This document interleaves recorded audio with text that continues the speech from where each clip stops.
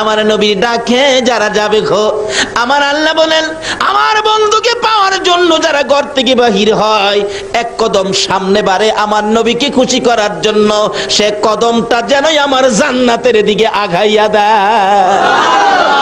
নবীকে যারা ভালোবাসতো, নবীকে যারা খুশি করত, নবীর জন্য যারা পাগল ছিল, কিভাবে ডাকতো? হাদিস শরীফ খুঁজলে পাওয়া যায়, আমার নবী একদিন দুইটা চোখের পানি ছেড়ে ছেড়ে কাঁদতেছেন। সাহাবীরা জড়ো হয়ে যায়, ইয়া রাসূলুল্লাহ, এইভাবে চোখের পানি ছেড়ে ছেড়ে কেন কাঁদেন আমরা জানতে চাই।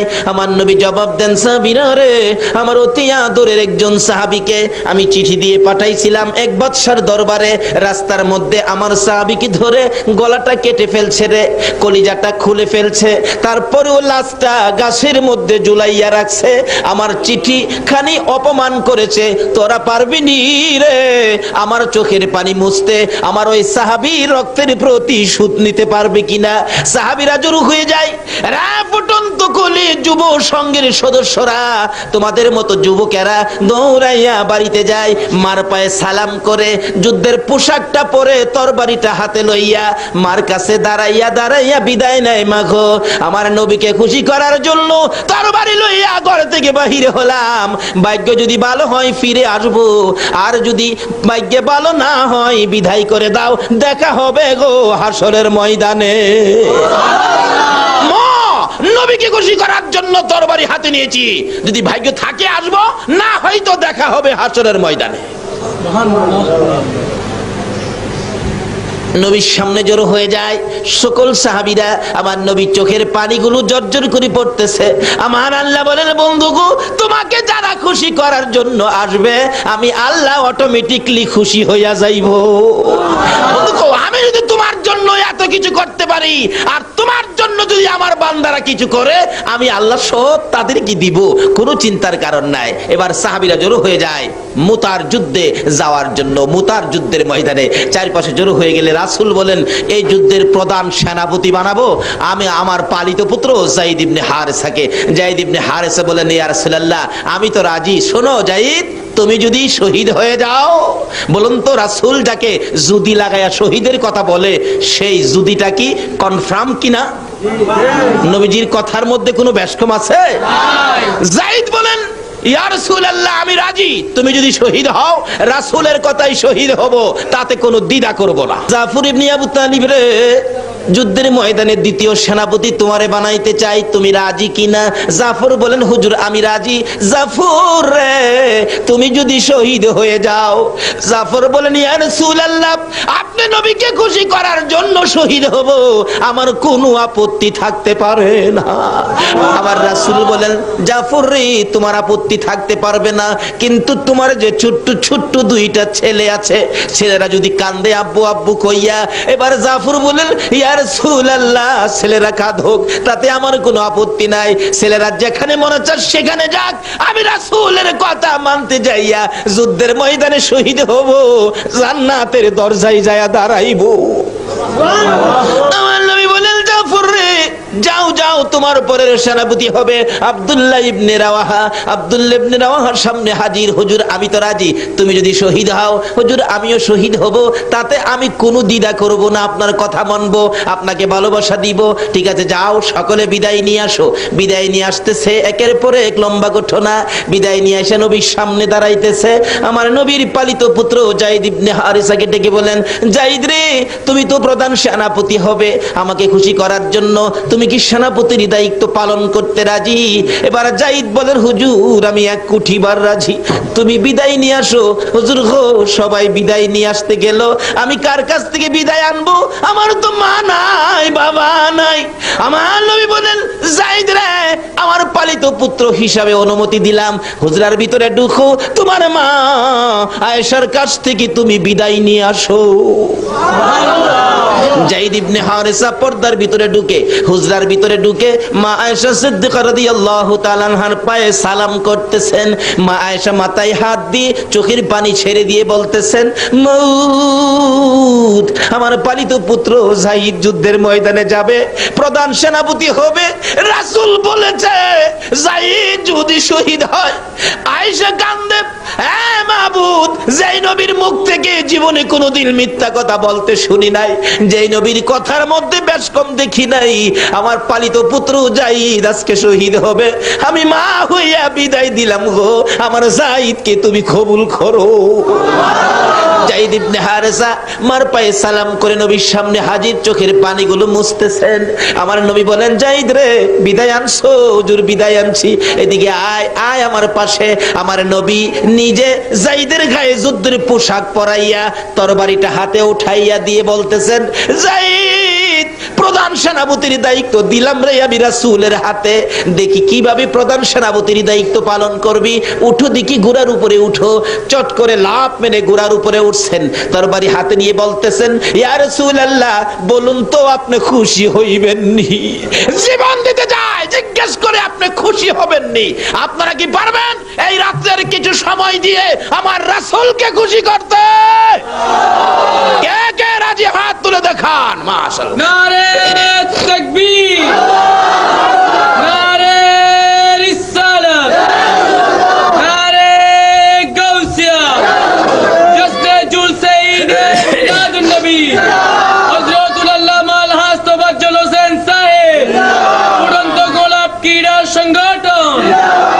ছেড়ে দে নৌকা মাঝি যাব মদিনায়, ছেড়ে দে নৌকা মাঝি যাব মদিনা, মদিনাতে কান্দে নবী উম্মতের মায়ায়, মদিনাতে কান্দে নবী উম্মতের মায়ায়, ছেড়ে দে নৌকা মাঝি যাব মদিনায়, ছেড়ে দে নৌকা কামাজি যাব মদিনা। নবী মদিনাতে আছে শুইয়া, গুনাহগার উম্মতের মায়া, মদিনাতে আছে গুনাহগার উম্মতের মায়া, সেই নবীরই প্রেমে সবাই পাগল হও না, সেই নবীরই প্রেমে সবাই পাগল হও না। ছেড়ে দে নৌকা মাঝি যাব মদিনা, ছেড়ে দে নৌকা মাঝি যাব মদিনা, ছেড়ে দে নৌকা মাঝি যাব মদিনা। সেই নবীর প্রেমে পাগল হইয়া, সাত সমুদ্র পারি দিয়া, নবীর প্রেমে পাগল হইয়া, সাত সমুদ্র পারি দিয়া, নবীর রওজা জিয়ারতে হব রওয়ানা, নবীর রওজা জিয়ারতে হব রওয়ানা, ছেড়ে দে নৌকা মাঝি যাব মদিনা, ছেড়ে দে নৌকা মাঝি যাব মদিনা। ভাই সাহেব, কষ্ট হইতেছে আপনাদের? সাহাবীরা জীবন দিত নবীর জন্য, আমরা কি একটা রাত্র দিতে পারবো না? নবী খুশি হবে না বেজার হবে? বলে, হুজুর আমরা রাতের খবর কি নবী পাইবো? আসল কি নবীজি মদিনায় আছে কিনা বলুন তো? এখন সজাগ না ঘুমো? আপনারা কে কে কি করতেছেন নবী দেখতেছে কিনা? সমস্ত ঠিকানা CSR আর খতিয়ান সহ আমার নবী দেখে। তাহলে এখন নবী খুশি হবে না বেজার হবে? আল্লাহ বলবেন, বন্ধু গো, এরা কি তোমার পাগল? আমার রাসূল রওজা পাক থেকে এখন আর বসে না, শোয়া না, এখন বসে গেছে। আল্লাহ বলেন, আমার বন্ধু রওজারে পর্দাগুলো উঠাইয়া দাও। রাসূল এখন বাংলাদেশের দিকে তাকিয়ে আছে। এই ফুটন্ত কলি সোনার ছেলেদের আয়োজনের এই মাহফিলের দিকে তাকিয়ে রাসূল দুইটা হাত বাড়ায় ডাকতেছে, প্রভু গো, আমার এই পাগলদেরকে কি তুমি মাপ দিবা না? আমার আল্লাহ বলতেছেন, বন্ধু গো, যাদের জন্য তুমি মাপ চাও এটা কি আমি ফিরাইতে পারি? যাও, তোমার চাওয়া মাফ আমি কবুল করে নিলাম। জোরে জোরে কোন সুবহানাল্লাহ। এই মাপ রাসূল যদি আমাদের জন্য আল্লাহর দরবারে দরখাস্ত করে মাপের জন্য, আল্লাহ মাফ করে দিবে। এই মাপ পাইছি কিনা এটাও তো বোঝা দরকার। ভাই সাহেব, মিথ্যা কথা কইেন না। মাপ পায়া থাকলে মনটা শান্তি লাগবে, ভালো লাগবে, বসে থাকতে ইচ্ছা করবে। এখন কি আপনাদের অশান্তি লাগে নাকি শান্তি লাগে? বসে থাকতে ইচ্ছা হয় না? বাসায় যাইবেন গা? আচ্ছা, কে কে বাসায় যাইবেন গা একটু হাত তুলে দেখান। কবি বলেন, ইয়ে হাম সব মুসাফির হ্যাঁ वही आखिर ठिकाना, कोई आगे रोआना है, कोई पीछे रोआना। আমরা যেখানে আছি, যেই যত মজবুত করে বিল্ডিং বানান না কেন, আল্লাহ বলে এটা মুসাফির খানা। বানাইতেছো তুমি কতদিন থাকবে, তোমার পরের হেরা আইতেছে। বলে হুজুর কোন কি বাস্তবে নিবেন? আসেন, যাদের 4 বছরের বাচ্চা আছে, 3.5 বছর 4.5 বছরের বাচ্চা আছে, আজকে রাত্রে ঘুমের থেকে উঠাইয়া 5 তলা বিল্ডিং করছেন তো, ঘুম থেকে উঠাইয়া ডাইকা টাইনা কুলে উঠাইয়া বলবেন, আব্বু বলো তো এই বিল্ডিংটা কার? দেখবেন বাচ্চাটা আপনার কুলে থেকে বলবে বিল্ডিং আমার। বলো তো এই সেগুন কাঠের বক্স খাট এটা কার? দেখবেন বাচ্চা বলবে আমার। আপনি বললেন, হ্যাঁ বেটা আমার রোজগারের পয়সা দিয়ে বানাইলাম বিল্ডিং, খাট পালং ফার্নিচার, তোর হইলো কিভাবে? বাচ্চা দেখবেন আপনার কুলে থেকেই বলবে, ও আমার দি। এটা প্রমাণ করেন। আল্লাহ বলেন এখনই তোর বাচ্চা তোর কুলে থেকে কয় তুই যেটা বানাইছস এইটা বলে, হ্যাঁ ये हम सब मुसाफिर हैं वही आखिर ठिकाना, कोई आगे रवाना है, कोई पीछे रवाना। আমরা যেখানে আছি এটা হলো একটা স্টেশনের প্ল্যাটফর্মের মতো, বাস স্ট্যান্ডের যাত্রী ছাউনির মতো, যে যাই বানাইতেছেন এটা যাত্রী ছাউনি। যার যার গাড়ি যেদিন আসবে সব রেখে শুধু খালি খালি রওনা হয়ে যাবেন, কিচ্ছুই সাথে নিতে পারবেন না। শুধু নেওয়ার মতো 2টা জিনিস আছে, একটা আছে আমার আল্লাহ, আর একটা থাকবে আমার রাসূল। জোরে জোরে কোন সুবহানাল্লাহ। আজকে এই 2 জনকে কিভাবে খুশি করা যায়, আর 2 জনকে খুশি করতেই হবে, কেন করতে হবে এটাও আলোচনায় আসবে। যদি একটু লম্বা হয়, আপনারা থাকবেন তো? বলতেছিলাম থাকবেন না কেন? আল্লাহকে খুশি করলেন শুকর আদায় করে, এই জন্য আল্লাহ 3টা পুরস্কার আমাদেরকে দিয়ে দিলেন। আবার যে রাসূলকে আল্লাহ খুশি করার জন্য পাগল, যে রাসূলের জন্য এত কিছু করেছেন, সেই রাসূলকে খুশি করলে আল্লাহ কি দিবে এটাও তো আমাদের জানা দরকার। বলতেছিলাম যায়েদ ইবনে হারেসা রাসূলকে খুশি করার জন্য ঘোড়ার পৃষ্ঠে উঠে দেখাইতেছেন, ইয়া রাসূলুল্লাহ তরবারি হাতে নিলাম, যুদ্ধের পোশাক লাগাইলাম, দেখুন তো ঘোড়ার মধ্যে উঠেছি, প্রধান সেনাপতির দায়িত্ব, আমার পক্ষে কতটুকু সম্ভব হবে? আমার রাসূল মুস্কি হাসি দিয়া বলেন, রে যায়েদ দেখলাম রে বড় সুন্দর লাগে রে, এই যুদ্ধের ময়দান থেকে তো তুই আর ফিরে আসবি না। তুমি যে শেষ দেখা আমাকে দিয়ে গেলে, আমার কাছ থেকে তুই শেষ বিদায় দিন নিয়ে গেলে, যাও যাও যায়েদ ইবনে হারেসা যাও, তোমাকে বিদায় দিলাম। এমনি সময় পর্দার ভিতর থেকে একটু ফাঁকা করে ডাকতেছে যায়েদের বিবি, স্বামী দাঁড়াও গো, একটুখানি দাঁড়াও। কেন কেন?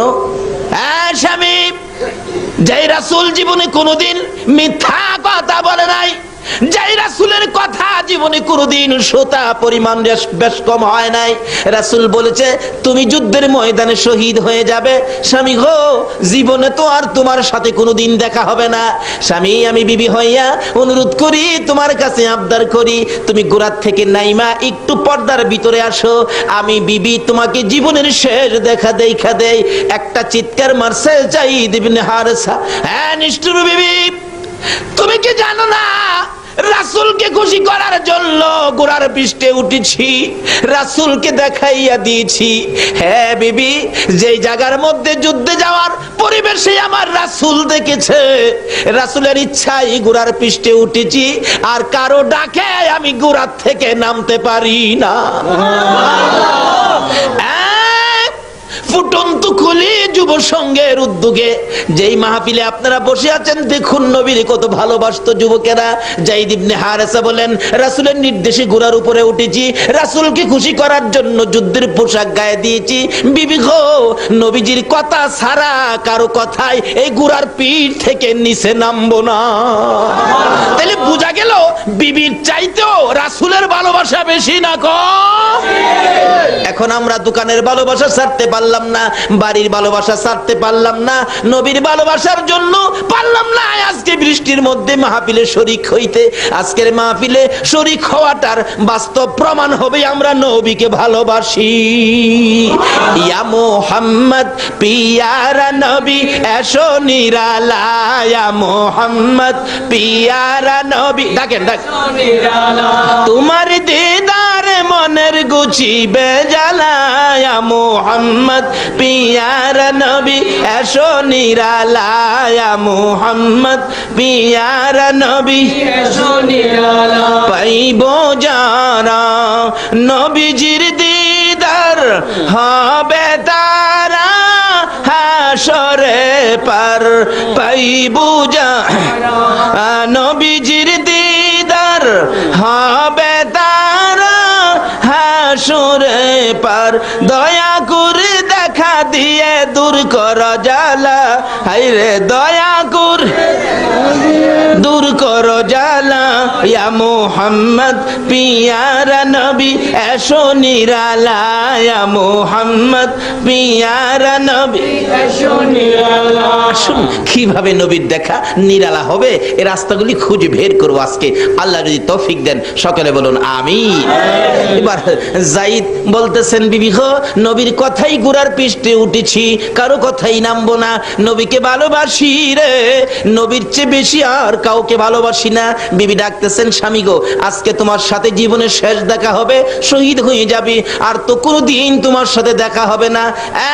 স্বামী গুড়া থেকে যদি না নামো, মুখোশটা মুখের মধ্যে লাগিয়ে রাখছো, মুখোশটা পরেছো, মুখোশটা একটু সরিয়ে দাও, আমি তোমাকে এই গুড়ার উপরে রাইখা জীবনের শেষ দেখা দেই।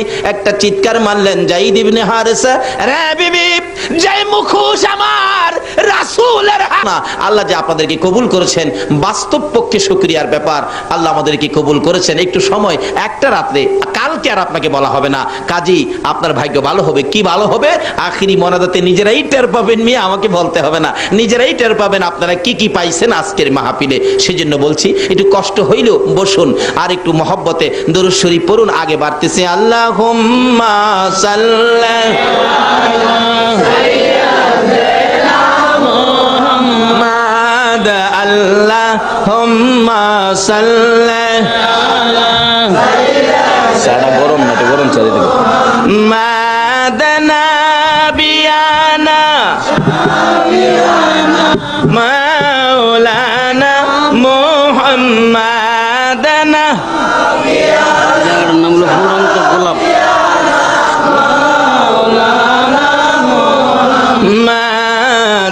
মাদাল্লাহুম্মা সাল্লি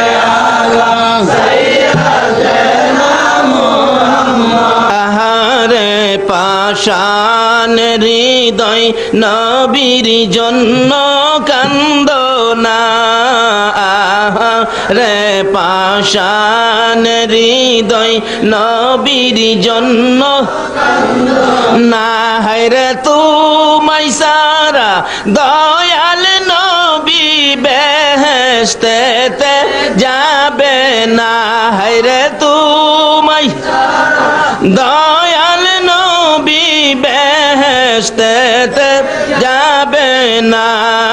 আল্লাহুম্মা সাল্লি আলা সাইয়্যিদিনা মুহাম্মাদ, আল্লাহুম্মা সাল্লি আলা সাইয়্যিদিনা মুহাম্মাদ, মুহাম্মাদ, আল্লাহুম্মা সাল্লি সাদা গরম না তো গরম চাই দিবে মাদানা বিয়ানা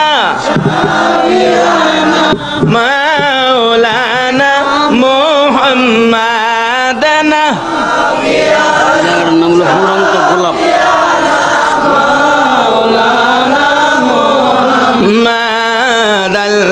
মাদাল্লাহুম্মা সাল্লি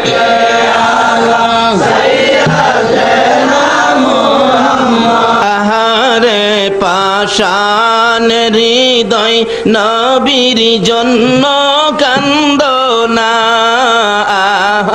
রে পাষাণ হৃদয় নবীর জন্য না হায়রে তুমাই সারা দয়াল নবী বেহেশতেতে যাবে না হায়রে তুমাই দয়াল নবী বেহেশতেতে যাবে না আল্লাহ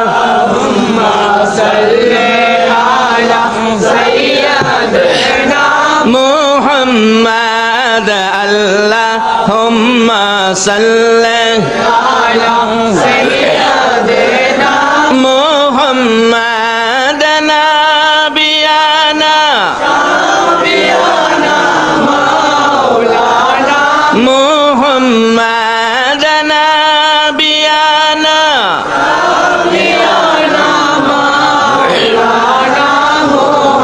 বালাগাল উলা বিকামালিহি কাশাফাদ দুজা বিজামালিহি আসনাত জামিউ খিসালিহি সাল্লাল্লাহু আলাইহি।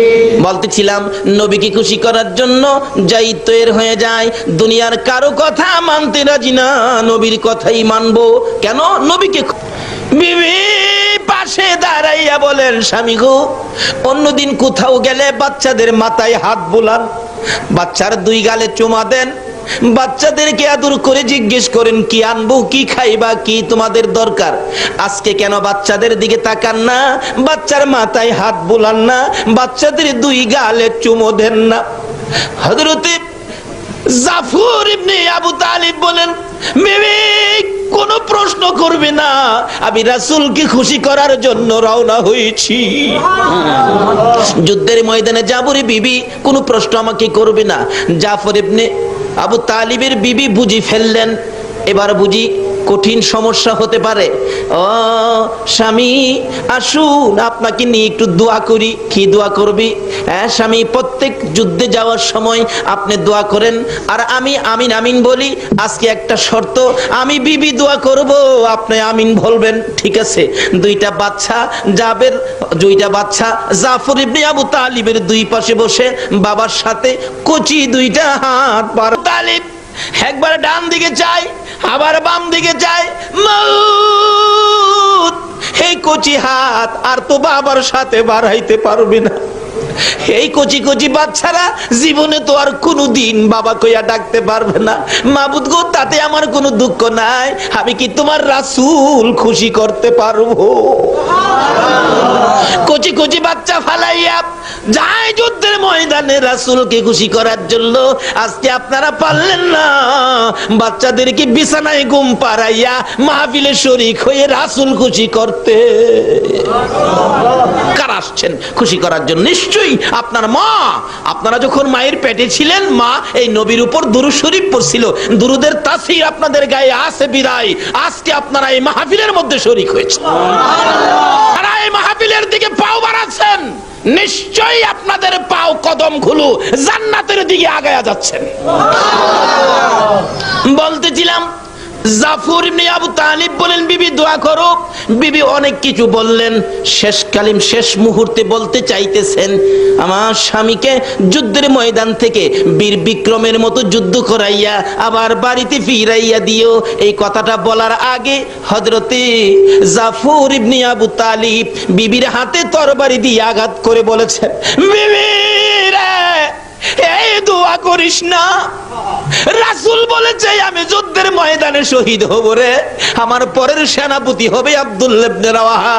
এই দোয়া যদি সমস্ত পৃথিবীর মানুষে করে ফিরে আসার জন্য, এই দোয়া আমার আল্লাহর দরবারে কবুল হবে না।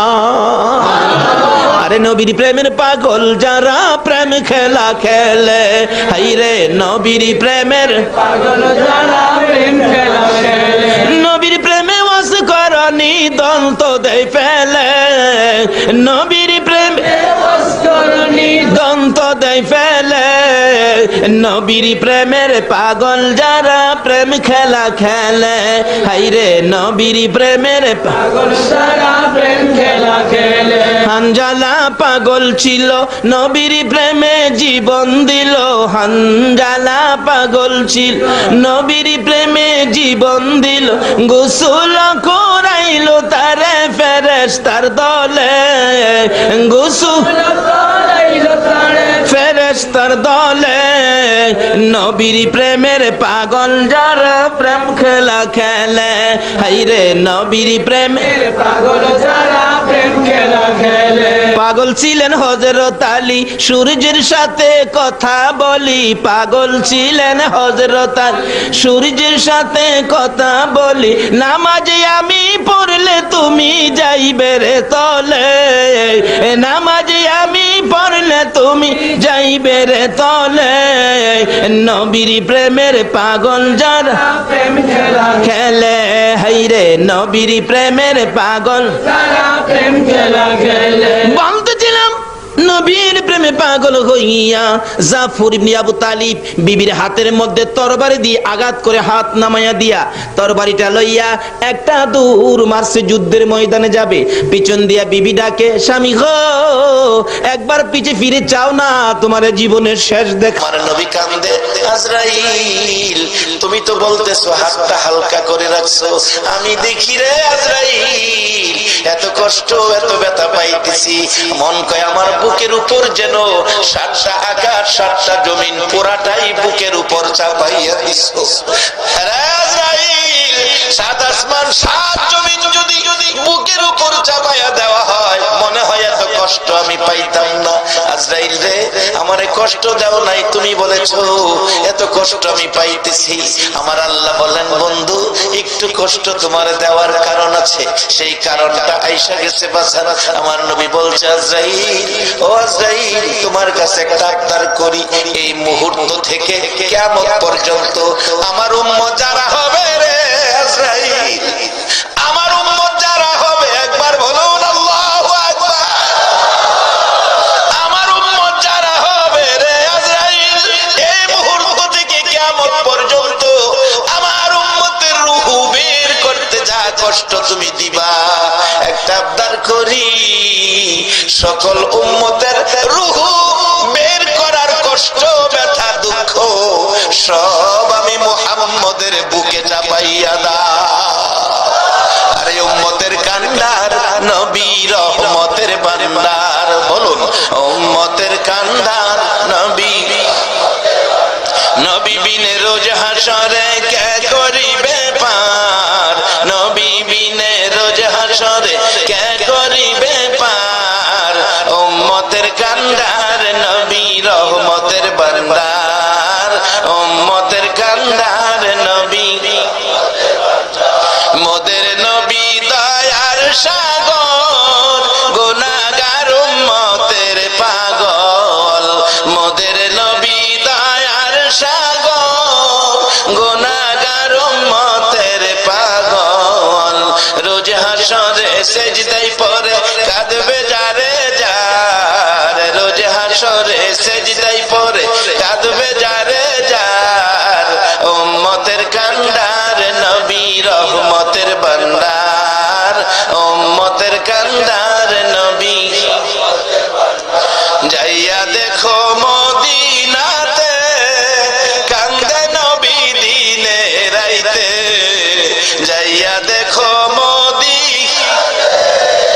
কান্দে নবী দিনে। এমন বাচ্চা ঘুম পাড়ায়, বাচ্চা কোলে নিয়ে ঘুম পাড়ায়, মা স্তনের দুধ খাওয়ায় আর বাচ্চাকে ঘুম পাড়ায়, মা ঘুম পাড়ায়, বাচ্চা দুধ খাইতে খাইতে মার কোলে ঘুমিয়ে গেলে মা বাচ্চাকে বিছানায় শোয়া আস্তে করে মুখ থেকে মা স্তনটা বাইর করে নিয়ে আসে, বাচ্চাটা ঘুমাইয়া গেলে মা আস্তে করে স্তন মার বাচ্চার মুখ থেকে বের করে নিয়ে আসে।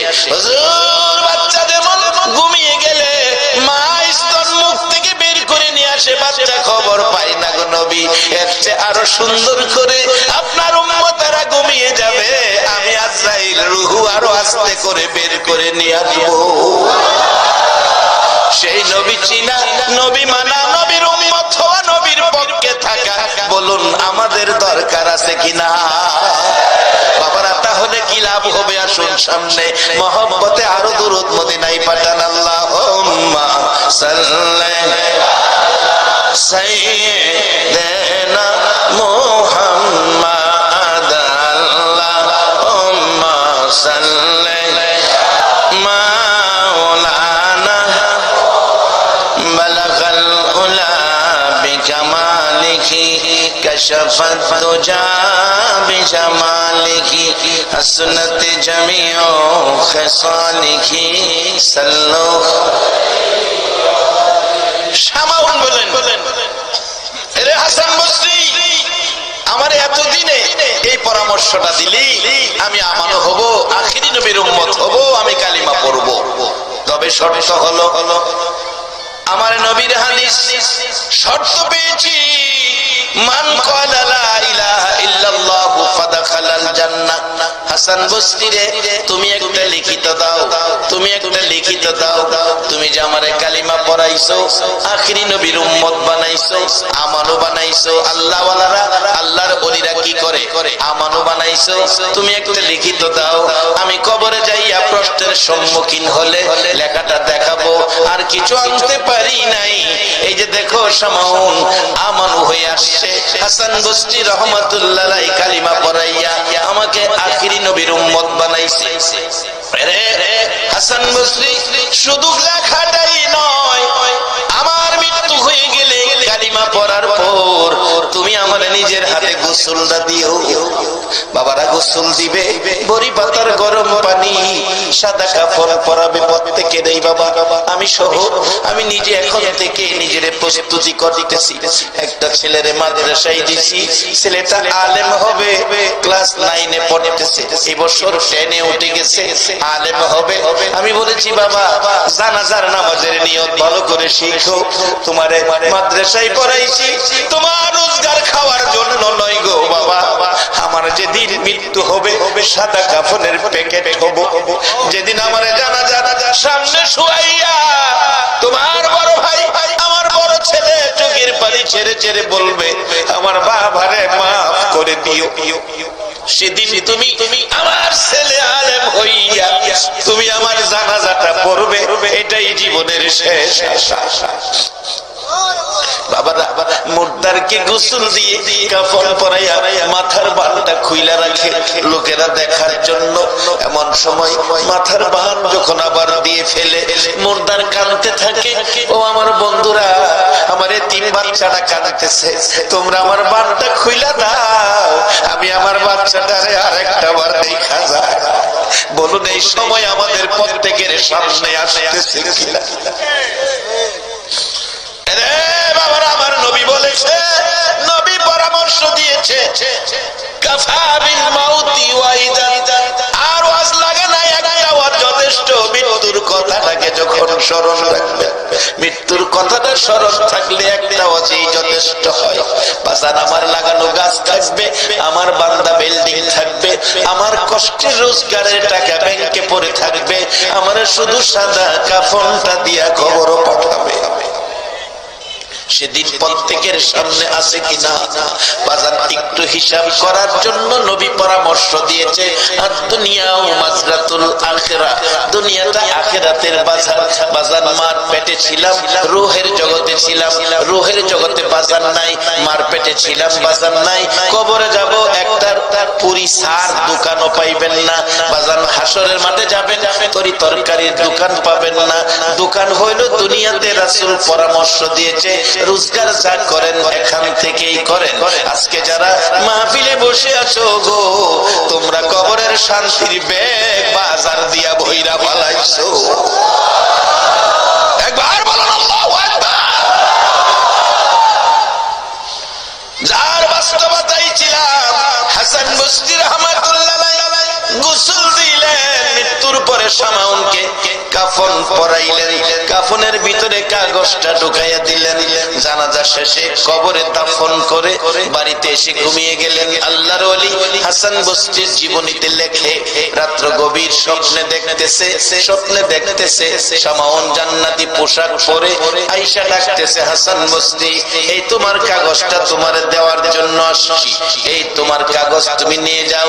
তোমার কাগজ আমার প্রয়োজন পড়ে নাই রে হাসান বসরি, আমি আখিরি নবীর উম্মত হইয়া নবীর কালিমাটা লইয়া কবরে যাওয়ার কারণে আমার আল্লাহ আমার জান্নাত দান করে দিয়েছে।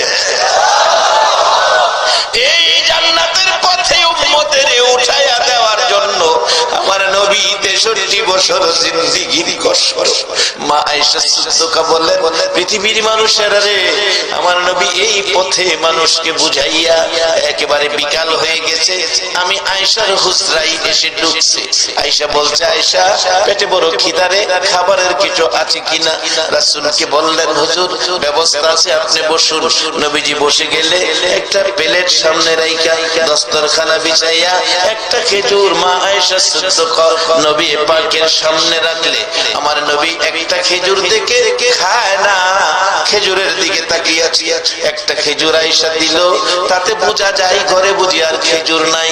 আমার পেটে যে খিদা, একটা খেজুর যদি আমি খেয়ে ফেলি তাহলে আয়েশা তো না খাইয়া থাকবে। আমার নবী কি সুন্দর আদর্শ, কি চিন্তা নবী করতেন, কি জিনিস উম্মতের জন্য রেখে গেলেন, কত ভালোবাসার পথ দিয়ে গেলেন। আমার নবী একটা খেজুর একা না খাইয়া এটাকে মাঝখানে বন্টন করে অর্ধেক খেজুর খাইয়া পানি পান করে চলে গেলেন। মা আয়েশার সিদ্দিকের উদ্দেশ্যে অর্ধেক খেজুর রেখে গেলেন। রাত্র আবার হুজরায় এসে ফিরে ডাকে, আয়েশা খাবারের কিছু আছে কিনা? মা আয়েশা সিদ্দিকা বলেন, হুজুর বসেন, খাবার আছে। অর্ধেক খেজুর নিয়ে সামনে হাজির করে চলে আমার নবী অর্ধেক খেজুর দেখে গো গাল বেয়ে চোখের পানি পড়ে। রে আয়েশা, তুমি কি খেজুর খাও নাই? হুজুর আমি খাই নাই। আপনি সারাদিন উম্মতের জান্নাতি বানানোর জন্য কষ্ট করেন গো নবী, আপনি আয়েশা না খাইয়া ঘুমাবেন এটা সম্ভব নয়। আমি আয়েশা ঘরে থাকি, কষ্ট করি না, আমি না খাইয়া ঘুমাইতে পারি। হুজুর আপনি খেজুর খা, পানি পান করে আমার নবী ঘুমান। আমার নবী খায়া না খায়া উম্মতের এই পথে আছে। আজকে কারা গো 1400 বছর পর আমার নবীর কষ্টের এই পরিবেশ লইয়া বসে আছে। আমার মন কয় তোমাদের জন্য আমার নবী ফুলসিরাতের ঘাটে বসে থাকবে। এই কষ্ট নবী 63 বছর জিন্দেগি করেছে এই পরিবেশটা পৃথিবীতে কায়েম করার জন্য। বাবা একটা দিন নবী দেখলাম না, মক্কায় জন্ম হয়েও এইভাবে আসতে পারে না আবু জাহেল, আসতে পারে না আবু লাহাব, আসতে পারে না উতবা শাইবা, আর আমরা 6000 কিলোমিটার দূর 1400 বছর পর একটা দিন নবী দেখার ভাগ্য হলো না। তারপর আরামের ঘুম হারাম করে এই নবীর উম্মত হইয়া নবীর রেখে যাওয়া কোরআন সুন্নাহর পক্ষে বসা আপনাদের ভাইয়ের কাছে কত। আল্লাহু আকবার। এই বেকল খোলাফানগুলি এই বাবার এই কষ্টের টাকা লইয়া এই হোটেল ভাড়া করে থাকে, সকালে কিচ্ছু নাই, কক্সবাজার কিচ্ছু নাই, শুধু সাগরের পানি ছাড়া কিচ্ছু নাই। পানি তো আমাদের দেশে টিউবওয়েলও আছে, সাগরের পানি টিউবওয়েলের পানি তো অনেক ভালো, কারণ টিউবওয়েলের পানি খাওন যায়, সাগরের পানি খাওন যায়। খালি পানি দেয় আর এটা না, এরপরে কি করে জান না? তো আপনারা তো দেখছেন না, যারা গেছে দেখি সকালবেলা গেছি, দোকান খুলতেছে, অনেক দোকান দেখি খালি দেখি শর্ট প্যান্টের দোকান, শর্ট প্যান্ট, অন্য কোনো ভালো জিনিসের দোকান নাই। আর বার্মিজ স্যান্ডেলের দোকান আছে। বাবুল ভাই আছে, ওই ক্যাসেট করতেছে, উনি চিটাঙ্গের মানুষ। বার্মিজ বার্মায়া কিছু ফন্সের স্যান্ডেল আছে, আর শুধু শর্ট প্যান্ট। শর্ট প্যান্ট চিনছেন তো? এটা ব্যাঙ্গে বোঝান লাগবো, ব্যাঙ্গে বুঝাই গুমটাও ব্যাঙ্গে। এক বেচারা ফাইজমা বানাইছে, নামাজি মানুষ, ফাইজমা তো যে বানাইছে গড়ার নিচে গেছে, গড়ার নিচে ফাইজমা বিন্দা তো নামাজ হবে না। সকালবেলা স্ত্রীর কইছে, কই গো ফুলার মা, ফাইজমাটা বড় হয়ে গেছে, এটা আদাত কাইটটা কমায় আসে, এটা বালাকেরা সিলাই আর একটু নামাজের জন্য এটা সুবিধা না। জোহরের সময় নামাজ পড়তেছে, পোলার মার খেল নাই, এটা আর করে নাই। ফাইজমা বইরা দেখে আগের জায়গাতে। পরে মেয়েরে কইতেছে, মা তোমার মারে কইলাম কথাটা শুনো না, তুমি এটার আদাত কমাই আইলে সিলিদা দিও। মেয়ে কো আব্বা আমি সিলিদা দিব। আসরের সময় পড়তে সে আয় দেখে আগের জায়গাতে। কি গো মায়া? আব্বা আমার মন নাই। ফোলার বউ রে কইছে, বউ দুজনে কইলাম শুনো না, তুমি তো ফোলার বউ, আমার কথাটা শুনো, এটার আদাত কমাই সিলিদা দিও। মাগরিব পড়তে আইসা আয় দেখে আগের জায়গাতে। কি গো? আব্বা আমার মন নাই। ছোট বোন আছেন, একটা বোনের কইছে, বোন গো হেরা তো করলো না, তুই তো আমার বোন, ভাইয়ের দরদটা তোর কাছে আছে। ভাই কি করতাম? কয়টার আদাত কমাইস। আচ্ছা গেছে গায়ে এসার করতে হয়েছে আগে জায়গা। কিরে কব ভাই আমার মন নাই। পরে বেচারা মনটা কষ্ট, সার জন্য পেলাম কাজটা করলো না। পরের দিন সকালবেলা ঘুম তুইটা কেউ উঠছে না ঘুমতে, বাড়ি অনেক স্বামীর মনে কষ্ট দিচ্ছি, স্বামীর মনে কষ্ট দিলে এটা আল্লাহ মানতো না, কাজটা খারাপ করছি। তাড়াতাড়ি কেউ ঘুমতে না উঠবার আগে এটা আদাত কেটে সিলি দিয়ে ধরে রাখছে। মেয়ে ঘুমের থেকে উঠতে কয় আব্বার মনে কষ্ট দিছি, মা বাবার মনে কষ্ট দেওয়া বড় ব্যথা। মেয়ে ওইটা আদাত তিলিতে ছেড়ে দিচ্ছে। ফুলার বউ নাস্তা টাস্তা রান্না করছে, রান্না করে কয় অনেক কাম কাজ নাই, শ্বশুরে কইছিন ফাইজমাটা কমাইতাম, এইটা না কমাইলে কামটা। ফুলার বউ আদাত কাটতে এটা রেখে দিয়েছে। নাস্তা টাস্তা খাইয়া যার যার কামে গেছে গা। বোন কয় ভাই যে কইলো কালকে কথাটা শুনলাম না, এমন অন্যায় মানুষে করে বড় ভাইয়ের সাথে। বনো গিয়ে এটার আদাত কাটটা এটা রেখে দিছে।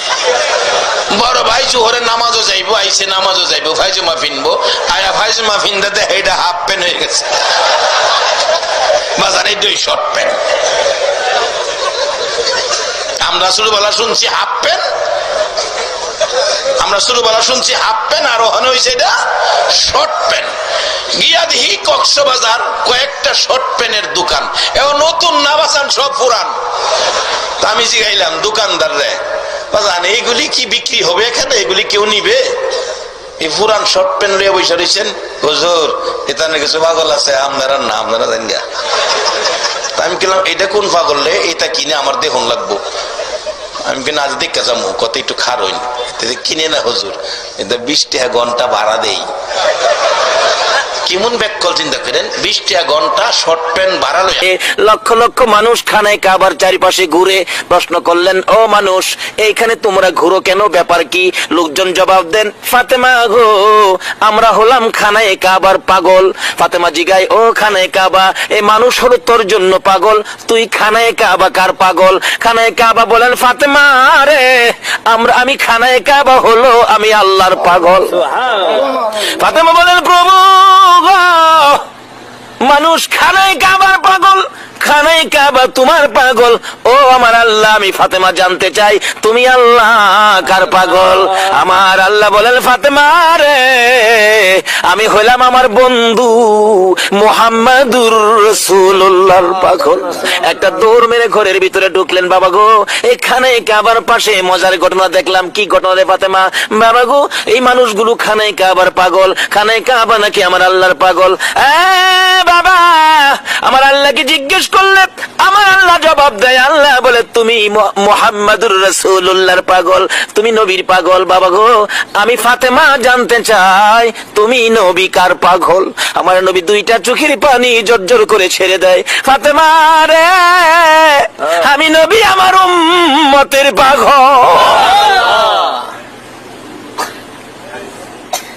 আল্লাহু আকবার, আল্লাহু আকবার। ইব্রাহিম আল্লাহর পাগল হইয়া কি করে? আরে আল্লাহ যার ভালোবাসায় কুল কায়নাত সাজাইছে, আজকে সে নবীর উম্মত আমরা, আমাদের চরিত্র কোথায় আর নবীর আদর্শ কোথায়? আল্লাহ পাক কোরআন শরীফে আমাদের উদ্দেশ্যে ওয়াজ করেছেন, ইয়া আইয়ুহাল্লাযীনা আমানু দুখুলু ফিস-সিলমি কাফা, তোমরা পুরাপুরি ভাবে ইসলামের মধ্যে দাখিল হয়ে যাও। যদি হইতে পারি আমাদের শক্তি কত হবে, ক্ষমতা কত হবে, পাওয়ার কত হবে। আগেকার দিনে এখানে মুরব্বীরা আছেন, আগেকার দিনে মুরব্বীদের মুখে শুনছি বৃষ্টি না হইলে বৃষ্টির জন্য মাঠে নামাজ পড়ছে, নামাজ পড়ে নাকি বাড়িতে আইতে পারছে না, বৃষ্টি নেমে গেছে। আমার দাদার মুখে শুনছি, আমরা নামাজ পড়তে গেলে রে নাতি, নামাজ পড়ে বাড়ি যাইতেছি না, বৃষ্টি নেমে গেছে। কেন? তারা পুরাপুরি ভাবে ইসলামের মধ্যে দাখিল ছিল। বলুন, এখন যদি বৃষ্টি লেগে নামাজ পড়ে কানতে কানতে সোহের হানিদা জমিন ভিজাই তারবো, আকাশ থেকে বৃষ্টি পড়বে না। কেন? আমরা যে আমানত হলো ফিসিলমি কাফার ভিতরে ঢুকতে পারলাম না। আগেকার দিনের মা চাচিরা আমানত হলো ফিসিলমি কাফার মধ্যে ছিল। আগেকার দিনে মা চাচিরা দেখছি ফজরের আজানের আগে ঘুম থেকে উঠছে, উইটা উড়ান বাড়ি ঝাড়ু দিছে। সুযোগটা পাইলে পুরুষ উঠবার আগে রাস্তাটাও ঝাড়ু দিলাইছে। মুরব্বীরা লক্ষ্য করলে এই খবরগুলি পাইবেন। উড়ান বাড়ি ঝাড়ু দিছে, পুরুষ বাইরেবার আগে রাস্তাটাও ঝাড়ু দিলাইছে। এরপরে যায় ফজরের নামাজ পড়ছে, তারপরে সূরা ইয়াসিন পড়ছে, তারপরে রান্নাঘরে রান্না করতে গেছে। সারা গ্রাম বিছাইরা সূরা ইয়াসিন পড়ে একটা মহিলা রান্না করে গেছে না। এই জন্য সুখ শান্তির বাজারে আগুন। আসুন আমানত হলো ফিসিলমি কাফার মধ্যে ঢুকি, আল্লাহর সাথে সম্পর্ক করি, নবীর আদর্শের মালা গলায় পড়ি, তাহলে সুখ শান্তি ফিরে আসবে। আজকে কত দিবস, কত দলের মানুষ কত রাজনীতিতে নামছে। রাজনীতিকেরা শান্তি আনবো, সুখ আনবো, এই দলে কয় আমরারে ভোট দেন শান্তি দিব, এই দলে কয় আমরারে ভোট দেন শান্তি দিব। রাজনীতি করেন চাই যে এই দল করেন, আমি নিষেধ করি না, আমার কোনো আপত্তি নাই, যে যেটা মনে চা করেন। কিন্তু আমানত হলো ফিসিলমি কাফার মধ্যে আইন না, হয় যাদের পক্ষে রাজনীতি করে দৌড়বেন, যারা আপনারা শান্তি দিব, অহন কিলাম হেরা হয়ে অশান্তি আসেনি, অশান্তি হেরা শান্তি দিব কইতে, হেরাই তো অশান্তি। আটলি বিজ্ঞা হমু ইব্রাহিম নবী চোখের পানি ছেড়ে দিয়ে কান্দে, রে ভিক্ষুকেরা, নিষ্ঠুর ভিক্ষুকেরা রে, যাইস না, তোরে যাইস না রে, আবার আমার প্রভুর নাম শোনাইয়া দে, প্রভুর নামের গান আমারে শোনাইয়া দে। ভিক্ষুকেরা বলেন, ও ইব্রাহিম নবী, এবার গান শোনাইলে তুমি আমরারে কি দিবা? আমাদের ভিক্ষা দরকার, খালি হাতে কি শোনাবো? এবার ভিক্ষুকেরা বলেন, আমাদেরকে কি দিবা? ইব্রাহিম নবী বলেন, ভিক্ষুকেরা রে, আরো যে বাকি অর্ধেক সম্পত্তি আছে রে ভিক্ষুকেরা, আমি ইব্রাহিম কথা দিলাম, আমার বন্ধুর নামের গান শোনাইলে, আমার বন্ধুর ভালোবাসায় আমি ইব্রাহিম, আমি আর বাকি সম্পত্তি গুলো আমি তোদেরকে দিয়ে দিব। সারা সম্পত্তি ডালাই মালিকের সাথে সম্পর্কের জন্য পরীক্ষা করে ইব্রাহিম দিয়ে দিলেন সারা সম্পত্তি। এবার ভিক্ষুকেরা সম্পত্তি লিয়া জায়গা। আচ্ছা, আসলে কি হারা যাইবাগাল নিবাগাল লেগেছে না পরীক্ষা করতেছে? আচ্ছা, ইব্রাহিম ডাহে, ও ভিক্ষুকেরা যাইস না, কি বো আবার গান শোনা, গান শোনাইলে কি দিবেন?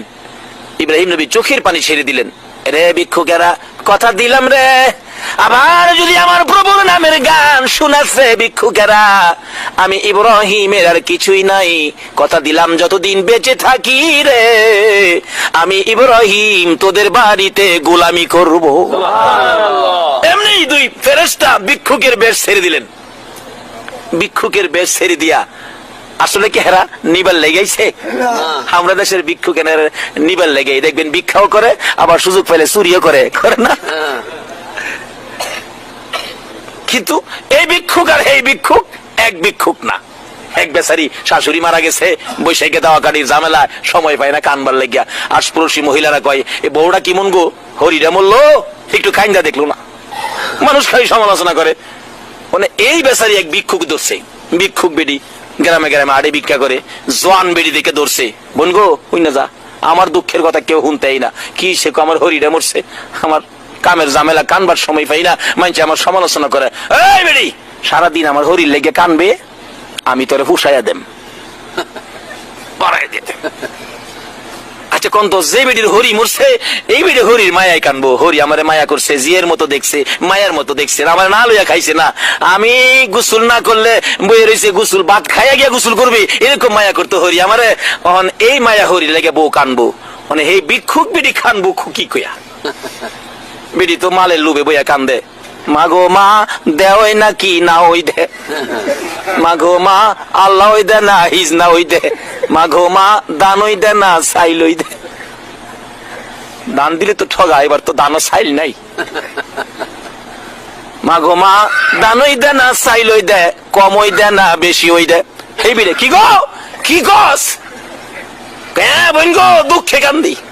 আচ্ছা এই বেটির দুঃখ আর এই বেটির দুঃখ এক দুঃখ হইব? আমরা দেশের ভিক্ষুক আর ফেরেশতা ভিক্ষুক এক বেশের ভিক্ষুক হইব? ওই ফেরেশতারা কয়, হ্যাঁ ইব্রাহিম, আমরা দুনিয়ার স্বার্থপর ভিক্ষুক নয় রে, আমরা হলাম আল্লাহর ফেরেশতা। আল্লাহু আকবার। আমরা এসেছিলাম, আমার আল্লাহ তোমাকে ভালোবাসে, তুমি আমার আল্লাহকে ভালোবাসো, তোমাদের ভালোবাসা পরীক্ষা করার জন্য আমি ইব্রাহিমের কাছে এসেছিলাম। আমরা দুইজন ফেরেশতা, ভিক্ষুক নয়, লও তোমাদের সম্পদ, ও ইব্রাহিম তোমার সম্পদ তোমারে দিয়ে গেলাম। আজকে ইব্রাহিমকে এত পরীক্ষা, ইব্রাহিম নবীকে পরীক্ষা তো ফাঁস করলেন, কিন্তু এত পরীক্ষাই তো আমরা পড়ি না। একটু পরীক্ষা করলেই তো মাশাআল্লাহ আমরা ডাইলিয়ে যাইগা। বলতেছিলাম আমরা আমানুদখুলু ফিসসিলমি কাফার মধ্যে যদি ঢুকতে পারি আমাদের পাওয়ার বাড়বে, দাম বাড়বে। আমার নবী কি শিক্ষা দিয়ে গেলেন? আমানুদখুলু ফিসসিলমি কাফার মধ্যে ঢুকতে গেলে এই রূপ আমাদের মধ্যে থাকতে পারবে না। কারো ক্ষতি করা, কারো বিপদে ফেলানোর চিন্তা করা, এটা থাকতে পারবে না। আমার নবীর আদর্শ কি ছিলেন? আবু জাহেল গর্ত করছে, নবীরে মাইরা লাইতো, নবী তো পার হয়ে গেছে, অহন গর্তের ভিতরে ফইরা আছে কে? আবু জাহেল। 70 গজ মাটির নিচে, কিতাব লেখে 70 গজ মাটির নিচে থেকে ডাকতেছে, তোরা কারা রে? আর রশি দিস না, আর মাটির নিচে নিস না, আমার বাতিজা কই, বাতিজা সারা উঠাইতে পারবি না। একজন দৌড়ে গিয়ে খবর দিছে, নবী গো, ও নবী, আপনার চাচা 70 গজ মাটির নিচে, বলুন আমরার লগে যদি এমন দুশ্মনী কেউ থাহে আর 70 গজ মাটির নিচে খবরটা পায়, হ্যাঁ খালি ইঙ্গিতে কই দিত না, আরে দুইটা চা খালি পুষাই দিস না, শেষ হয়ে যাক। আরে দয়ালো নবী প্রেমের ছবি আর আসবে না জগতে, আমার দয়ালো নবী প্রেমের ছবি আর আসবে না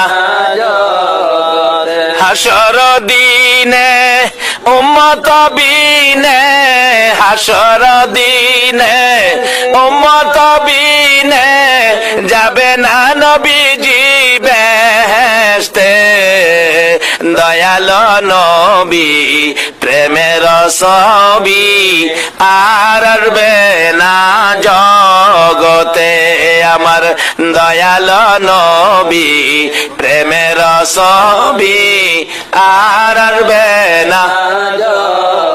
63 সাল জিন্দিগি কাছে বলে উম্মতি, 63 সাল জিন্দিগি কাছে বলে উম্মতি, এখনো কান্দে শুয়ে মদিনাতে নবী, এখনো কান্দে শুয়ে মদিনাতে, দয়ালো নবী প্রেমের ছবি আর আসবে না জগতে, আমার দয়ালো নবী প্রেমের ছবি আর আসবে না।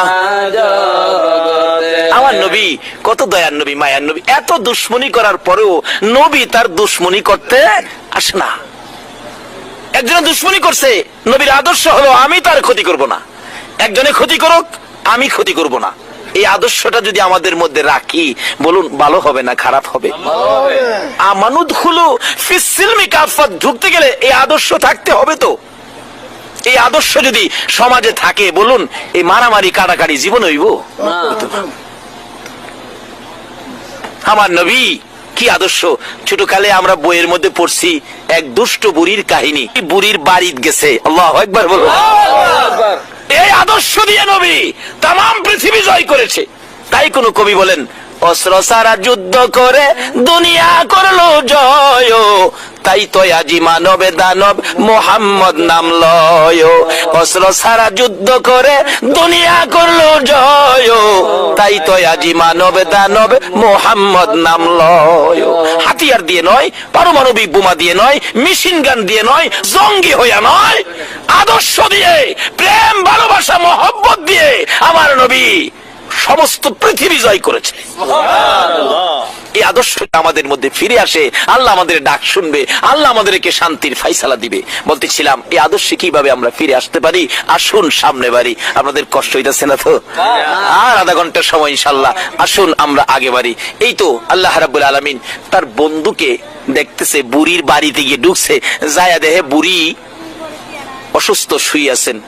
নবীরে দেখে যারে কষ্ট দিত হেলাইছে, কন্ত বুড়ির কলিজা চিফা মারছে না, ওখান আমারে মাইরে লাইব, ওখান আমারে কি মাইরে লাইব। আসলে কি নবী মারতে গেছে? নবী দেখে, কি ব্যাপার বুড়ি, তুমি এখানে অসুস্থ হয়ে গেছো, রাস্তায় গেলে না, কি ব্যাপার, তোমার কি অসুবিধা বলো, আমি নবী তোমার কি খেদমত করতে পারি। এরকম আদর্শ যদি আজকে মুসলমানদের মধ্যে ফিরে আসতো, এখনো বিশ্বের বাজারে মুসলমান বিজয়ের পতাকা উড়াইতো। আসুন আমানুত খুলু ফিসসিলমি কাফার মধ্যে ঢুকি। আমার নবীর কানে যখন খবর পৌঁছলো আবু জাহেল 70 গজ মাটির নিচে, কয় গজ? 140 হাত, 70 গজ মাটির নিচে গিয়া দেখছেন না তো, মাঝে মাঝে কয় ফেসো ফালাই তাহলে তোমার 70 গজ মাটির নিচে নিমু, কয় না কথাটা? এই কথাটা আইসে করতে আবু জাহেল লই দিয়ে গেছে। হেরে ভাইলে জুতাটা বাইরাম ধরার এই কামটা করে গেছে। দেখেন কমাইছে একজন একজন, তোমার ঠিক মতো ফেসো ফালাই তাহলে 70 গজ মাটির নিচে নিমু। আচ্ছা কন্ত 70 গজ মাটির নিচে তুমি যে হেরে নিবা, তোমারও তো লগে 69 গজ যাওন লাগবো। 69 গজ না গিয়া হেরে 70 গজ নিবো কেমনে, এই চিন্তা আর করে না। হযরত নূহ আলাইহিস সালাম দোয়া করছেন, আল্লাহ আল্লাহ গো সমস্ত পৃথিবী ধ্বংস করে দাও, পানি দা সব শেষ করে দাও। আল্লাহ গো পানি দা শেষ করলে তুই থাকবি কই? শিয়ালে বলে দোয়া করে, শিয়ালে রাস্তার দিনের বেলা শিয়াল বাইরিলে কাকে দেখবেন কাকা করে, কাকে শিয়াল দেখলেই কাকে কাকা করে, তখন শিয়ালে দোয়া করে, আল্লাহ গাছের আগাটা পানি যাইতো, রাস্তায় কাটা দেয়, আমারে গালি দেয়, ধাক্কা দেয়, চাচা তুমি যদি আমার পক্ষে আসো, কালিমার মালা গলায় পরো, ও চাচা তুমি যদি আমানুদ খুলু ফিসসিলমির মধ্যে ঢুকে যাও, আমার মন বলে তুমি আমার পাশে থাকলে মক্কার লোকেরা আমাকে আর কষ্ট দিবে না।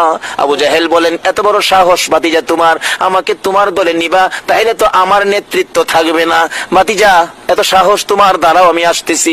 ঘরের ভিতরে যাইয়া গো আঙ্গুলের মতো চিকন একটা লাল চাবুক বাহির করে হাতটা পিছনে নিয়ে আমার নবীর সামনে দাঁড়াইয়া প্রশ্ন করে, ভাতিজা রে কি বলেছিলা বলো? আমার নবী দুইটা চোখের পানি জর্জর করে ছেড়ে ছেড়ে কান্দে, চাচা গো আমার মা নাই, আমার বাবা নাই, মক্কার যুবকেরা আমারে কষ্ট দেয়, কালিমা লইয়া বাহির হলে তুমি যদি কালিমাটা পড়ে আমার সঙ্গী হও, মন বলে তারা আমাকে আর গালি দিবে না, কষ্ট দিবে না। নিষ্ঠুর পাষাণ আবু জাহেল এই কথা বলার সঙ্গে সঙ্গে পিছন থেকে চাবুকটা বাহির করে, যে নবীর চেহারায় জীবনে কোনোদিন মশা মাছি বসে না, যে নবীর চেহারায় জীবনে কোনোদিন খাজলি বাসরা হয় না, বসন্ত হয় না, ওই নবীর নুরানি চেহারায়, পূর্ণিমার চাঁদের মতো চেহারায় আবু জাহেল সাত সাত করে আঘাত শুরু করে দিল। কিতাব লেখে এক একটা আঘাতে নবীর চামড়া ফাইটা রক্ত মোবারক বাহির হতে থাকে। চাপা দিয়ে ধরে নবী কান্দে, চাচা গো আমার মা নাই গো, বাবা নাই গো, এইভাবে আমারে মাইরো না, তোমার কি মায়া লাগে না? বাম দিকে আঘাত করলে বাম দিকে চাপাইয়া ধরে এইভাবে মারতে মারতে নবীকে মরুভূমির বালুর মধ্যে শোয়াইয়া ফেলেছে। নবী এতিমের মতো দুইটা চোখ বাহির করে কান্দে, চাচা আর কত মারবা গো, আমি উঠতে পারি না। আবু জাহেল বলেন, ভাতিজা বলো জীবনে কোনোদিন আমার কাছে আসবা কিনা? আমার আল্লাহ বলেন, বন্ধু যেই কালিমাটা লইয়া আমানুদ খুলু ফিসসিলমি কাফার মধ্যে ঢুকাইতে যাইয়া এত মার খাইলা গো বন্ধু, একবারও আমার কাছে বিচার দিলা না। ও বন্ধু কথা দিলাম, যেই কালিমা লইয়া রক্তে লাল লাল হয়েছে গো বন্ধু, এই কালিমাটা লইয়া যারা যদি তোমার উম্মতেরা যদি আমি আল্লাহর কথা মানে, তোমার কথা মতো চলে, এই কালিমা লইয়া যদি এই জমিনের মধ্যে ভালো রাস্তায় চলে, ভালো পথে চলে যাও, আমি কথা দিলাম এই রক্ত মাখা কালিমাটার বিনিময় আমি আল্লাহ 10টা পৃথিবীর সমান একটা জান্নাত আমি দান করে দিব। এত কষ্ট দিলেন যে আবু জাহেল, এই আবু জাহেল 70 গজ মাটির নিচে আমার নবী খবর পায়া দৌড়ে আইতাছে। চাচারে উঠাইতো, দরজার কিনারে খাড়িছে, কি আদর্শ, কি শিক্ষা। ডাকতেছে, চাচা, চাচা গো। নবীজির শব্দ পাইছে 70 গজ মাটির নিচ থেকে। ভাতিজা, ভাতিজা আইসো বাবা। চাচা আমারে উঠাও। নবীজি গায়ে, চাচা এই গর্তটা কার লেগে করছো? অন কি আর মিশা কথা কইয়া পারে? বাবা তোমার লেগে করছিলাম। নবী কান্দে, চাচা গো কেমনে তুমি এত নাদান হইলা, এত নিষ্ঠুর হইলা? আমার লেগে যখন করছো ওখানে আমি তোমারে উড়াইতাম না, উড়ামু কালিমাটা ফললে। আবু জাহেল কে বাজান আগে উড়াও, মাটির অবস্থা ভালো না, 70 গজ নিচে তো সুবিধা না, বিপদ দেখা যায়। আগে আমার উড়াও, তারপরে কালিমাটা ফরমু। আচ্ছা আপনাদের ধারণা কি আসলে কি হ্যাঁ ফরবো? এর তো কপাল পুরা, ভাগ্য তো ভালো না। হাফসি বেলাল এই কালিমা পরে আমানো দুখলো ফিসিলমি কাফার মধ্যে ঢুকে গেল। কিন্তু আবু জাহেল এত বড় জ্ঞানী হইয়া পারলো না, মূর্খের বাপ লকব পেয়ে গেল। আবু জাহেল কয়, বাবা আমার আগে উঠাও। নবীজি নিচের দিকে হাত বাড়াইলেন, আবু জাহেল উপরের দিকে হাত বাড়াইলেন। আমার আল্লাহ কয়, রে জিবরাইল আমার বন্ধু এসে গেছে, আর বাকি থাকতে পারে না। হাতের সাথে হাত মিলে গেছে। আল্লাহু আকবার বলুন। আমার নবী একটা টান দিয়ে উপরে উঠাইয়া জিজ্ঞেস করেন, চাচা গো, ও চাচা কালিমাটা পড়ো। আবু জাহেল বলেন, ভাতিজা রে এত বড় জাদুগির তুমি আগে জানি না। নাউজুবিল্লাহ বলুন। আমার নবী কি জাদুগীর? এমন এক রাস্তা দিয়ে গেলেন যে রাস্তায় আমার আল্লাহ ওয়াজ করেছেন, ইয়া আইয়ুহাল্লাযীনা আমানু দুখুলু ফিসসিলমি কাফা, তোমরা পুরাপুরি ভাবে ইসলামে দাখিল হও, তাইলে কি হবে? আমাদের শান্তি আসবে। আমরা যা বলি আমার আল্লাহ শুনবেন, আমরা যা ডাকি আমার আল্লাহ শুনবেন। আগেকার দিনে নামাজ পড়লে বৃষ্টির সাথে সাথে আসতো। বলুন এখন নামাজ পড়া বৃষ্টি আনার ক্ষমতা কারো আছে?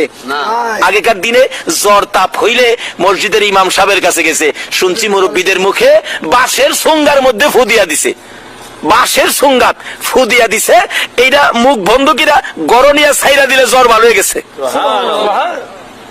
সোহেতে গড়াইবর আলুর ভর্তা বানাইতাম বই দিচ্ছি। রাসূল বলছে একটা বেলা খাবার যদি কারো পেটে হারামের থাকে 40 দিন পর্যন্ত একটা সেজদাও কবুল হবে না। আরেক বেটার ক্ষেত্রে ভিয়াইজ আলুর ভর্তা খাইয়া নামাজ পড়তো, যা নামাজ পড়ছে ঠিক কিন্তু কবুল হয় না।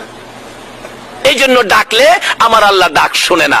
অথচ একটা মহিলার জীবনী, বাবারে ডাকো ডাকো, কিন্তু আমানু দুখুলু ফিসসিলমি কাফার মধ্যে গিয়ে ডাকো, ডাক দিতে দেরি আমার আল্লাহ কবুল করতে দেরি করবে না। তার বাস্তবের মধ্যে আসুন। কিন্তু মহিলাদের নামাজ আমাদের নামাজ, মহিলাদের ইবাদত আমাদের ইবাদত। আসলে মহিলাদের মধ্যে আমানুদ খুলু ফিসসিলমি কাফার মধ্যে ঢুকতে গেলে আরেকটা কাজ বাকি আছে, যে মহিলারা স্বামীর সাথে বাড়াবাড়ি করে, স্বামীর কথা মতো চলে না, স্বামীর খেদমত করে না। এই মহিলারা আমানুদ খুলু ফিসসিলমি কাফাত ঢুকেও আল্লাহর জান্নাতে যাইতে পারবে না। আবার মহিলারা নরম পায়া যে স্বামী মহিলাদের উপর অত্যাচার করলো, জুলুম করলো, এটা মহিলা তো অসহায়, কত দূর থেকে স্বামীর মায়ায় স্বামীর মহব্বতে মা বাবা ভাই বোন আত্মীয় স্বজন সব ছেড়ে স্বামীর বাড়িতে আসে। কি বলেন ঠিক কিনা? নাকি বংশ লয়ে ইয়ে শুধু স্বামীর মায়ায়?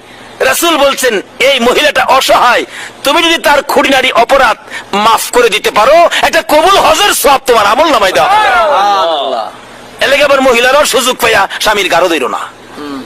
তোমাকেও স্বামীকে শ্রদ্ধা করতে হবে, স্বামীর খেদমতের চিন্তা করতে হবে, স্বামী কিভাবে খুশি হবে এটাতে থাকতে হবে। কারণ হাসরের দিন আল্লাহ পাক বিচার করবেন, স্বামীর সাক্ষী দিবেন স্ত্রী, স্ত্রীর সাক্ষী দিবেন স্বামী। কোন স্ত্রী যদি বলে আমার স্বামী খুব ভালো ছিল, আল্লাহর কারো কাছে কিছু জিগাবে না, ফেরেশতাদের কাছেও জিগাবে না, আমার আল্লাহ স্বামীকে মাফ করে দিবে। কোন স্বামী যদি বলে আমার স্ত্রী ভালো ছিল, আল্লাহ ফেরেশতাদের রিপোর্ট নিবে না, স্বামী বলেছে স্ত্রী ভালো ছিল, আমার আল্লাহ মাফ করে দিবে। রাসূল বলছে এইভাবে স্বামী স্ত্রীর মহব্বত সম্পর্ক যেই ঘরে আছে, রাসূল বলছেন এই ঘরটা বেহেশতের টুকরা হয়ে গেছে। যেই ঘরে স্বামী স্ত্রী মহব্বত নাই, রাসূল বলেন এই ঘরটা জাহান্নামের টুকরা হয়ে গেছে। মা বোনেরা, নবীর মেয়ে খাতুনে জান্নাত ফাতেমা তো জাহরার জীবনী খুলুন। ফাতেমার ঘরে আগুন। ওই সময় বাবা মনটা কষ্ট করে ঘর থেকে বেরিয়ে গেছে।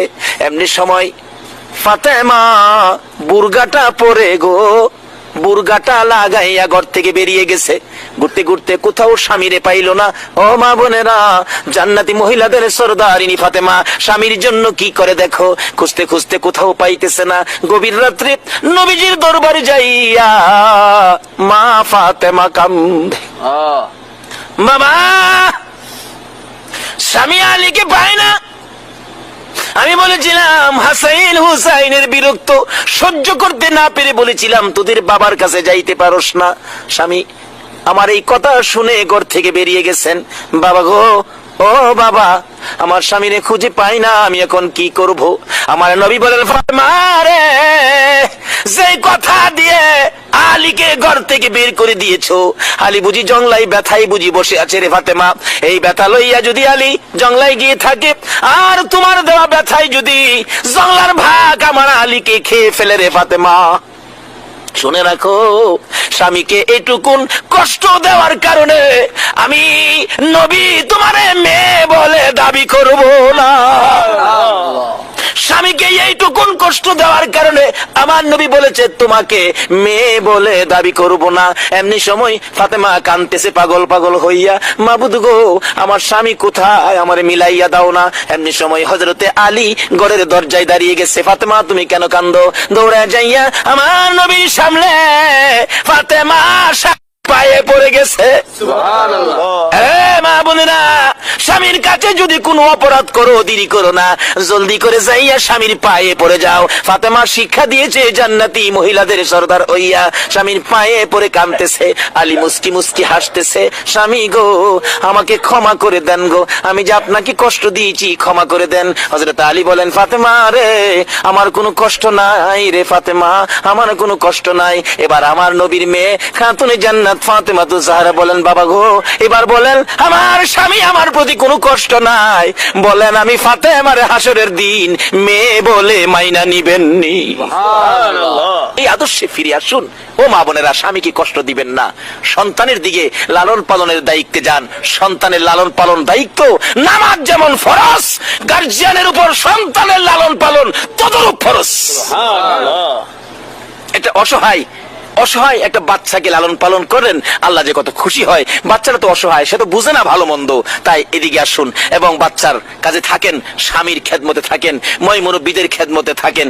আর খালি মহিলারাই করবে, স্বামীর দায়িত্ব নাই, এরকম না। রাসূল বলছে, তুমি বাজারে কিছু খাইলে তোমার বিবির জন্য নাও, তুমি 2 টাকার বাদাম খাইলে 1 টাকার বাদাম তুমি বাড়িতে নাও, তাহলে এই ঘরে মহব্বত থাকবে। তুমি মিষ্টি আদাশের খাইলে বিবির জন্য 1 পোয়া নাও। এখন তো আমাদের চরিত্রে এটা নাই, নিজেরা খাইতে রাজি, বিবির লেগে নিতে রাজি না। যদি বিবি কোনদিন কয় একদিন আমার লাগে 1 কেজি মিষ্টি আইনছে, আরো দমক মারে, অত শখ হয়েছে কেরে মিষ্টি খাইবার লেগে, উচিত জিনিসই আনতারি না। দমক না দিয়ে 1 কেজি না পারো, 2টা মিষ্টি বিবির হাতে দাও। যদি এই মিষ্টি আনাতে তোমার বিবি খুশি হয়, তাইলে ঘরে শান্তি মহব্বত পয়দা হবে, এই ঘরে রহমত বরকতের ভান্ডার আমার আল্লাহ খুলে দিবে। কাজী স্বামীও স্ত্রীকে মহব্বত করবে, স্ত্রী স্বামীকে মহব্বত করবে। নবীর কথা মতো এই ভালোবাসায় ফিরে আসুন, তাইলে আপনি নামাজ পর্যন্ত করলেও শেষ করা যাবে না। আমরা একটা আলোচনায় থাকবো, আমানত খুলু ফিসমি কাফায় ডুববো। যে কাজ করলে পুরাপুরি ইসলামে থাকা যায়, আমরা সেই কাজ করব, মহিলারাও করবে, সেই অনুরোধ আমরা মহিলাদেরকে করব। তাই আসুন আজকের এই মাহফিলে আমরা দোয়া করি, আল্লাহ যেন আমাদেরকে রাসূল পাকের দেখানো রাস্তায়, আল্লাহ পাকের খুশির রাস্তায় চলার তৌফিক আমাদেরকে দান করেন। সেজন্য আমরা দোয়ায় শরীক হব। সকলে দোয়ায় শরীক হন। আল্লাহুম্মা আমিন। রব্বানা যালামনা আনফুসানা ওয়া ইল্লাম তাগফির লানা ওয়া তারহামনা লানাকুনান্না মিনাল খাসিরিন। রব্বিরহামহুমা কামা রাব্বায়ানি সগীরা। রব্বুল আলামিন, মাবুদ, জান্নাতের বাগানে বসে গো জান্নাতি মেহমান নিয়ে হাত বাড়াইলাম।